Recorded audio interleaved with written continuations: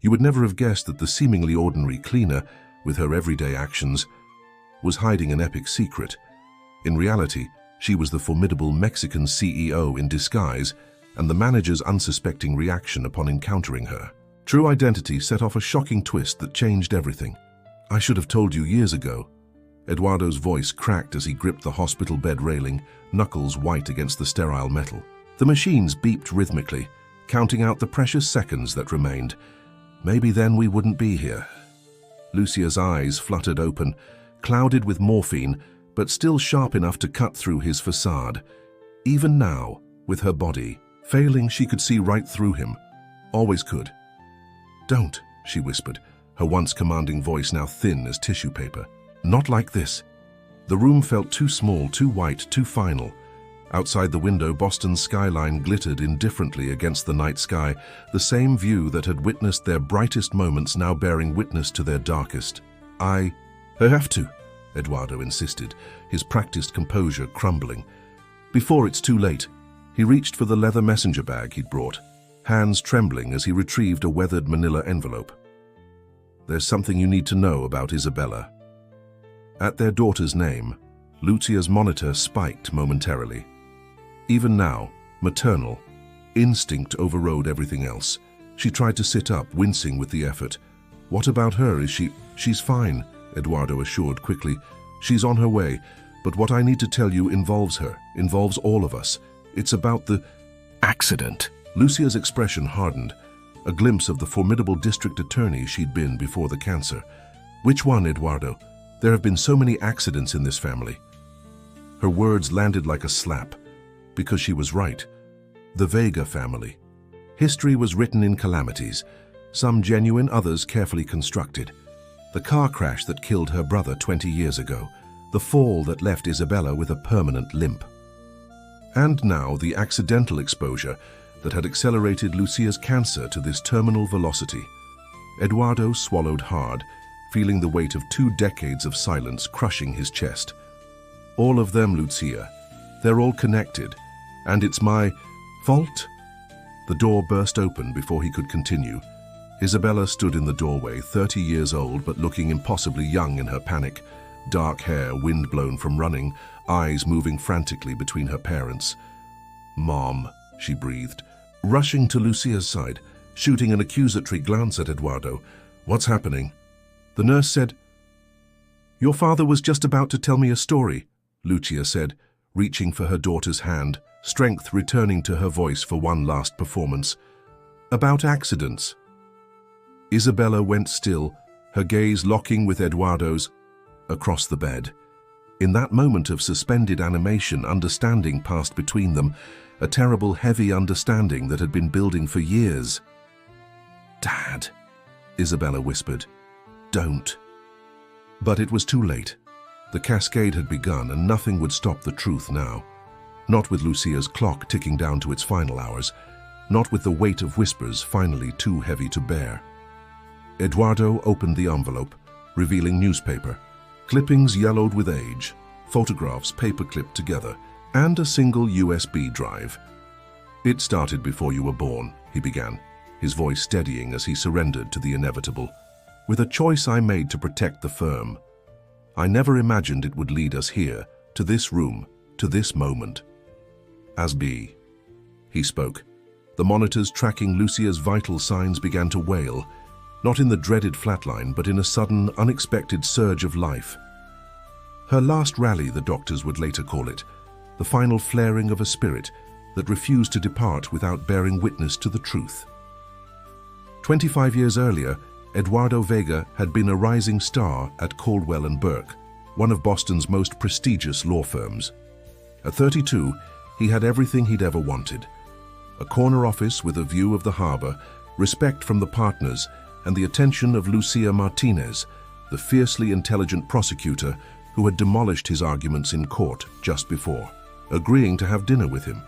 "You realize I only said yes because I feel sorry for you," she teased, those remarkable green eyes dancing with mischief as they left the courthouse. "That cross-examination was brutal. If that's what your pity looks like, I'd hate to see your vengeance," he'd replied, already falling for her. 6 months later, they were engaged, A year after that, they were expecting Isabella. Life unfolded with the smooth inevitability of success earned and deserved. Eduardo was being groomed for partnership, handling increasingly sensitive cases for the firm's most valuable client, North Star Pharmaceuticals. That's when Carlos Martinez, Lucia's brother, and an investigative journalist had approached him privately. "I need to know if this is true," Carlos had said without preamble, sliding a folder across Eduardo's desk one evening when he'd stopped by to pick Lucia up for dinner. "Because if it is, my sister's future husband is helping cover up something that's killing people." Eduardo remembered the chill that had settled in his stomach as he scanned the documents, internal memos from North Star, clinical trial data, that had never been submitted to the FDA, emails discussing containment strategies, for reports of severe side effects from their blockbuster antidepressant, Neurozen. "Where did you get this?" Eduardo had asked, his legal mind already calculating potential charges: corporate espionage, theft of trade secrets, breach of confidentiality. "Does it matter?"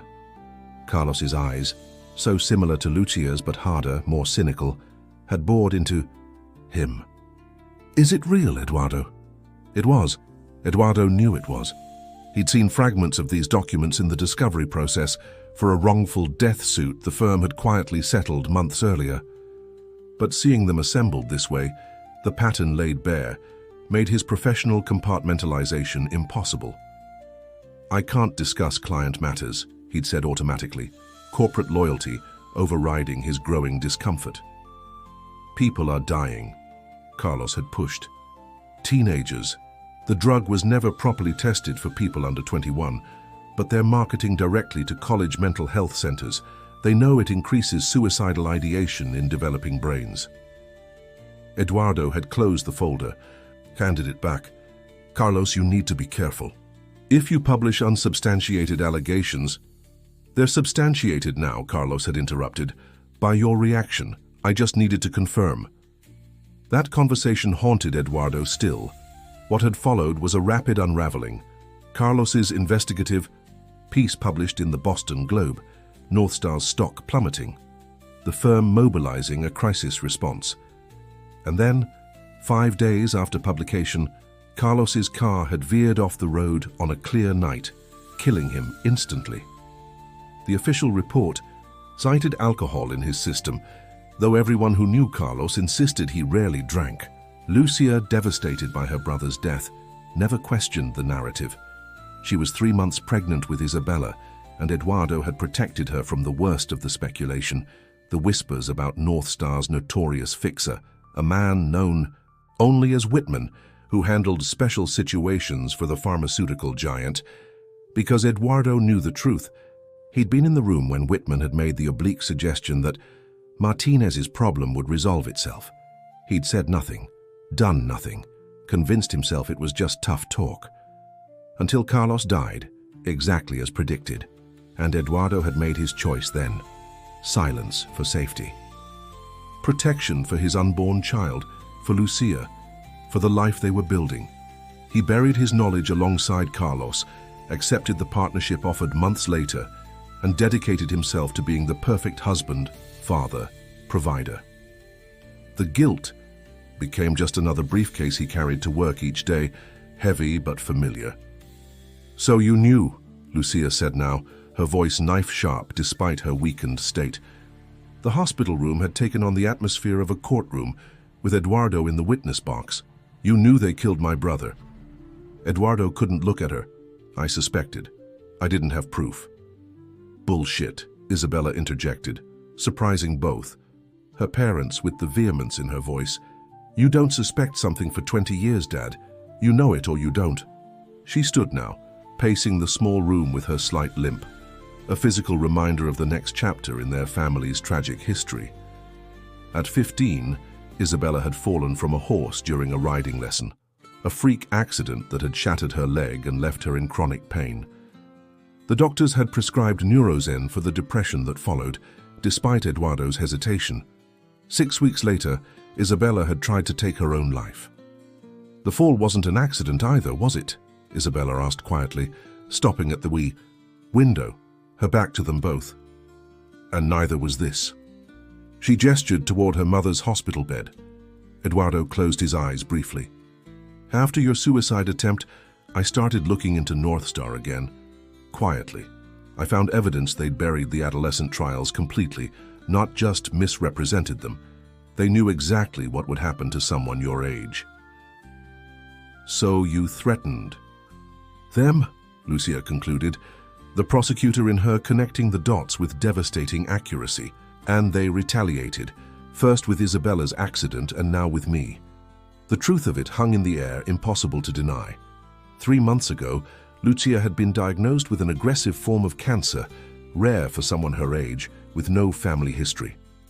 Weeks later, Eduardo had received an anonymous envelope containing soil sample results from their garden, showing concentrated carcinogenic compounds that matched the chemical signature of a discontinued North Star herbicide. The message was clear: cross us again, and there will be nothing left of your family. I tried to protect you both, Eduardo whispered, the inadequacy of the words striking him even as he spoke them. By lying? Isabella's voice broke. By watching Mom waste away, knowing why? By gathering evidence, Eduardo corrected, holding up the USB drive. Everything is here. The paper trail connecting Whitman to Carlos's death, to your fall, to the contamination of our property. North Star's internal communications, the clinical trial data they suppressed, all of it.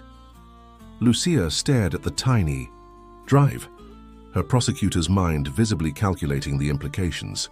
You were planning to expose them after I died. It wasn't a question, but Eduardo nodded anyway.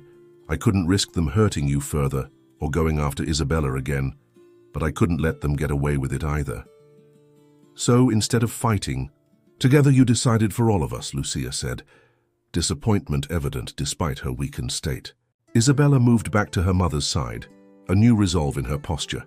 It doesn't have to be that way. We can still fight together, Mom. The monitor beeped steadily as Lucia's eyes moved between her husband and daughter, measuring them both. When she spoke again, her voice carried the weight of 20 years of unknowing loss, of betrayal, and yet somehow, impossibly, a thread of determination. Then let's fight. The next 48 hours transformed everything. From her hospital bed, Lucia directed operations with the strategic precision that had made her a legendary prosecutor. Isabella, who had followed her mother into law but chosen corporate defense, leveraged her connections and technical expertise to authenticate the evidence. And Eduardo, finally freed from the paralysis of guilt, activated contingency plans he'd been building for years. Anonymous copies of the evidence were delivered to the FBI, the FDA, 3 major newspapers, and the State Attorney General's office simultaneously. A whistleblower hotline was established, immediately flooded with calls from former North Star employees. The firm's current leadership was served with subpoenas. Whitman disappeared overnight, his accounts emptied, his digital footprint scrubbed. North Star's stock collapsed within hours of the first reports. In the hospital room, they watched it unfold on the small television, Lucia's breathing becoming increasingly labored, but her eyes sharp with satisfaction as the breaking news alert scrolled across the screen. They'll come for us, Eduardo warned, checking the armed security guards he'd stationed outside the door. Let them, Isabella said, her hand never leaving her mother's. The frightened daughter had vanished, replaced by a woman as formidable as Lucia had ever been. We have evidence, public attention, and nothing left to lose. Lucia's laugh was weak but genuine, spoken like a true Martinez. The irony wasn't lost on any of them, that it had taken impending death to bring the truth to life, that their family had never been more united than it was now, facing destruction. On the night of the second day, as Isabella dozed in the chair beside her bed, Lucia beckoned Eduardo closer. I would have stood with you, she whispered, each word an effort. All those years ago, if you'd told me about Carlos, about your suspicions, we could have fought them together. Eduardo's eyes filled with tears. I was afraid. I know, Lucia said, her fingers cool against his cheek. That was always the difference between us. You feared what might happen. I only ever feared not trying. In that moment, Eduardo recognized the fundamental truth that had defined their marriage: his caution against her courage, his pragmatism against her principles. He had loved her for those qualities, even as he had undermined them with his silence. "I'm trying now," he said, his voice breaking. Lucia's smile was a ghostly echo of the one that had first captivated him in that courtroom 2 decades earlier. Better late than never, counselor. When the monitors began their urgent wailing, at 3:17 a.m., Isabella woke with a start, but Eduardo was already there, holding Lucia's hand as she took her final breaths. No more words were exchanged. None were needed. In her eyes he saw not forgiveness, it was too soon, the betrayal too fresh, but something that gave him even more hope: recognition. In those final moments, they saw each other clearly, completely, without illusion or deception. It was the most honest they had been in 20 years. 6 months later, Eduardo and Isabella stood side by side at the courthouse steps, surrounded by reporters and cameras. Behind them, a team of federal prosecutors and FDA investigators prepared to announce the indictments of 14 North Star executives, including the former CEO and 3 board members. "Are you ready for this?" Eduardo asked his daughter, noting how the grief had reshaped her, hardened her in some ways, softened her. In others, her mother's daughter, through and through. Isabella adjusted her jacket, unconsciously mimicking Lucia's pre-court ritual. Mom would be. It wasn't forgiveness, not yet. The breach of trust had been too profound, the consequences too devastating. But it was partnership, forged in loss and purpose.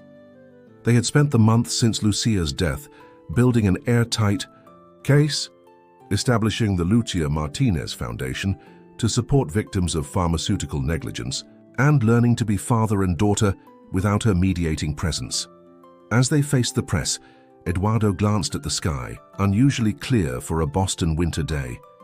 He thought of Lucia, of Carlos, of all the lives shortened by corporate greed and personal cowardice, including his own moral life. The weight of whispers had nearly destroyed them all, but in the end it was the weight of words spoken aloud that might save others, might redeem what remained of the Vega family. "Ladies and gentlemen," he began, his voice carrying across the hushed crowd, 20 years ago I made a choice to remain silent in the face of criminal negligence. That silence cost lives, including that of my wife, Lucia Martinez Vega. Today, we break that silence, permanently.